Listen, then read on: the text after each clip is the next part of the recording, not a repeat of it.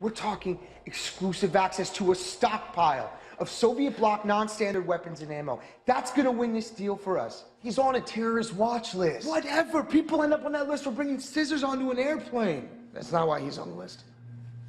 Look, the Pentagon wants 100 million rounds of AK-47 ammo in the middle of a worldwide shortage. Where do you think they think that's gonna come from? Oh, so good. This two-time Oscar nominee plays a deliciously conniving Miami hustler turned arms dealer in that movie. It's called War Dogs. Please welcome for a BT exclusive, Jonah Hill in the building. Thank you so much for being here. Yeah, thanks for having me. Did you see your friend Tony Hawk? I just met him for the first time in the hallway. It was exciting. It's funny because he might be a bit of a clinger stalker because he seems to describe it a bit as a bromance between you two. Oh, so it's a little bit of a... I've never heard that term before. The bromance? Yeah, what does that mean? It means together you are bros, bromancing much as you are with Miles in this movie. Oh, yeah. Okay. I need to talk to you first of all about, okay, it's a brilliant film, and the whole time I'm thinking, my gosh, this is based on a true story. Yeah. Because it does seem crazier, right? Like truth is crazier than fiction most of the time. Yeah. Is that what drew you to the role? Well, yeah, it's just, you know, the story of this movie is two kids who are completely, you know, inequipped to become international arms dealers, figure out through a loophole in the American government at this time how to make over $300 million selling guns to the U.S. government. And they do so many crazy things. They drive guns through Iraq, through an area called the Triangle of Death. You know, they're just in so far over their heads.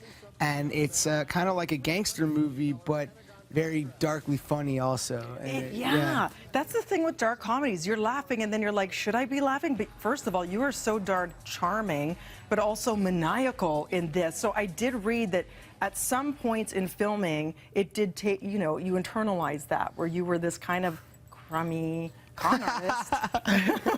Well, yeah, you know, I mean, it was a really exciting part to play because I didn't get to meet the real person, you know, but by all accounts, he was very, you know, manipulative and deceitful, but also really charismatic and charming. So, you know, to play someone with that kind of sociopathic tendencies, but also was very funny and engaging, it was kind of an exciting challenge. Where did you come up with that laugh? It is something else. It's weird. It's awesomely, creepily weird. We have a clip of it. So here it is. We're looping it. Please don't do that. Who did you test Stop, for real. Who did you test that out on, or was it yourself? Like, did you go through a whole bunch and think that's it? You know, we were like really close to shooting, and you know, the characters like had a very specific look and attitude and stuff, and I felt it was like almost there. And when I met the guy who Miles Teller plays, David, he said, if you met Ephraim once, you never forgot him. So I tried to think about people I had met who I had met once or twice and never forgot. And a lot of times the trait they had in common was like a very distinct laugh. So I just tried to create one that was very distinct but still fit this character. Yeah, you did it. It's chilling and thrilling. And you mentioned Miles Teller. You're awesome, as well as Bradley Cooper in this. Did you know Miles beforehand? Was this something you'd always wanted to do together? No, I had met Miles. I became, like, we cast Miles right as Whiplash had come out, and Todd and I, the director, were like, wow, this guy's unbelievable. So we tried to get him for the movie, and but I had never hung with him.